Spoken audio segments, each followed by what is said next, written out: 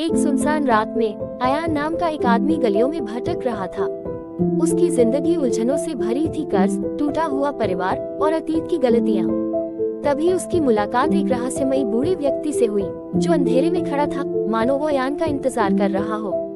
तुम्हें एक वरदान देता हूँ, बूढ़े ने धीमी आवाज में कहा।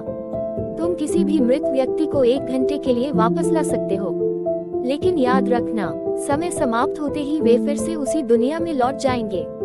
ये शक्ति अमूल्य है, सोच समझकर उपयोग करना। अयान ने पहले तो इसे एक मजाक समझा, लेकिन जल्द ही उसने इसका सच महसूस किया।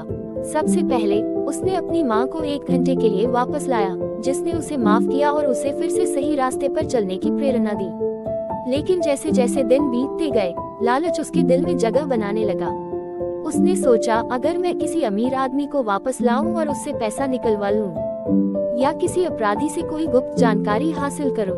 उसने ये शक्ति गलत रास्ते पर इस्तेमाल करना शुरू कर दिया। हर बार जब घड़ी का आखिरी सेकंड खत्म होता, वो इंसान चीखते हुए फिर से मौत के मुंह में चला जाता। लेकिन अयान को अब फर्क नहीं पड़ता था, वो सिर्फ फायदा देख रहा था। फिर एक दिन उसने सबसे खतरनाक कदम उठाया। उसने एक कुख्यात अपराधी को वापस लाकर उसके छुपे हुए खजाने के बारे में पूछा। लेकिन उस घंटे में अयान को एहसास नहीं हुआ कि वो आदमी कितना खतरनाक था। समय समाप्त होने से पहले ही उस अपराधी ने अयान को एक शाप दिया, अब हर रात तुम उन्हीं लोगों की चीखें सुनोगे जिन्हें तुमने लालच में वापस बुलाया था।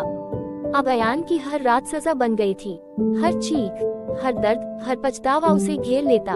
वरदान अब श्राप बन चुका था। कहानी से सीख, कभी कभी सबसे बड़ी शक्तियाँ सबसे बड़ा बोझ बन जाती हैं, अगर उनका इस्तेमाल स्वार्थ और लालच से किया जाए।